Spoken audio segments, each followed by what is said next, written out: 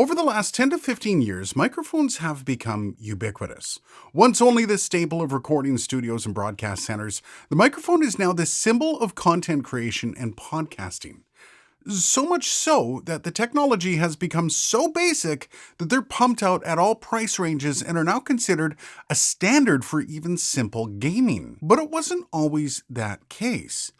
At one time, microphones were almost fairy dust for the magical properties of reproducing sound and even sending that sound over distances. And you may be interested to know that the history of the humble microphone is hotly debated, and perhaps even controversial. And to begin, we find ourselves in the late 19th century, 1873 to be exact. And as you can imagine, the history of the microphone is closely related to another, more famous device actually, the telephone. And back then, there was a race on to develop the first ever patented telephone. Now, for some clarity there, the actual first ever telephone was technically invented by Antonio Santi Giuseppe Mucci in 1849. I hope I got his name right. And this was way before Bell and even before Johann Philipp Reis. You see, back in those days, being an inventor was an actual job, and the new stuff was rolling out daily, it seemed. But it was also really big business, and some of the biggest names had even bigger financial backers to make their ideas come to life. And Mucci, well, he wasn't one of those. In fact, his invention of an electromagnetic telephone was developed so he could speak to his wife from his workshop in his home to the second floor bedroom. You see, she was ill at the time and he wanted to make sure she was doing well, all while still being able to maintain his work. It's actually a really sweet story. Now, he did, in fact, submit a patent caveat for what was called a telephonic device, though it had no mention of electromagnetic transmission of vocal sound, which, sadly, is the defining characteristic of an actual telephone. So because of this, he didn't actually officially patent a phone first, which is kind of really sad. So between 1856 and 1870, he developed more than 30 types of prototypes and basically went broke trying to finance the invention and was stuck petitioning rich families for backing. But there were always concerns that he didn't really understand the very technology that he was trying to produce, which led to most of his issues with patents. Now, in case you're wondering why we're talking about telephones so much, well, this is what he developed, straight from his notes in 1857. It consists of a vibrating diaphragm and a magnet electrified by a spiral wire that wraps around it. The vibrating diaphragm alters the current of the magnet. These alterations of current, transmitted to the other end of the wire, create vibrations of the receiving diaphragm and reproduce the word. That should sound familiar, right? And it should, because that's the basic fundamental of a dynamic microphone. But again, he struggled to get his stuff picked up by the right people. And by 1874, sadly, his patent expired and he couldn't afford to renew it. But before we get into that epic battle, there are a few mentions for people that weren't involved in the race for the first telephone. Johann Philipp Reis developed something called a sound transmitter around 1861, which worked in principle but was not good enough for intelligible speech. He wanted to push his device to be developed by the Standard Telephones and Cables Company, but they were already in bed with someone else named Bell. Elisha Gray also threw his hat in the ring with what was considered a liquid transmitter, which had a diaphragm connected to a movable conductive rod immersed in an acidic solution. Now, I'm going to avoid walking you through the exact workings of it, but it did actually work, which Alexander Graham Bell found out when he developed the same thing and got the patent before Gray. Or did he? And here is the beginning of the firestorm. On February 14, 1876, Gray submitted a caveat with the U.S. Patent Office for a telephone device that used a water transmitter. That same morning, Bell's lawyer filed as well. So the debate is this. Bell was in Boston on February 14th and didn't arrive in Washington, where the patent office was, until the 26th. Yet, Bell was granted the patent 174465 on March 7th, 1876. And that is when all the fights began.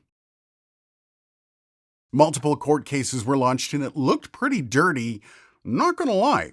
In total, over the course of 18 years, Alexander Graham Bell faced 587 court challenges to his patents, including 5 that went to the Supreme Court.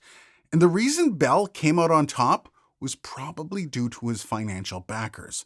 He had a ton of money behind him, and there was a lot of interest in his tech being integrated into society super quick. And to be honest, all the court cases would only slow down that progress, so it's kind of widely regarded as a bit of fraud of state. In fact, the patent examiner, a man named Zenas Fisk Wilbur, later stated in an affidavit that he was an alcoholic and he was in so much debt to Bell's lawyer, a man named Marcellus Bailey, that he showed grace caveat to Bell and that Bell paid him for it. And Bell later countered that in an affidavit, only saying he didn't give Wilbur money.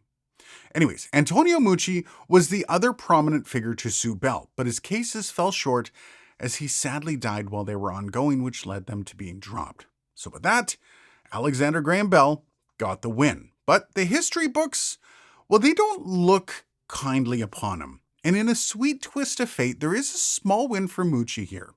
In 2002, the U.S. House of Representatives posthumously declared him to be the inventor of the telephone. Don't get me wrong, it's a small honor and really nothing more than a minor nod, but it's a nod nonetheless. By the way, the conversation about who is the true father of the telephone is still super contentious among historians to this day. Now, while everyone was fighting over the rights to the first telephone, inventors continued breaking new ground, like David Edward Hughes.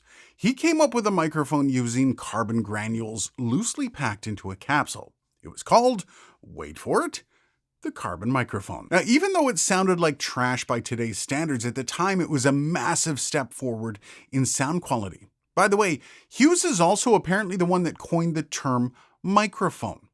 After demonstrating it for journalists, it was written, and I quote, "It acts for the ear much in the same way that the microscope serves the eye," hence the name. And much like everything else back in the day, once something was invented, there was no shortage of people looking to upgrade it. And that is exactly what Thomas Edison did.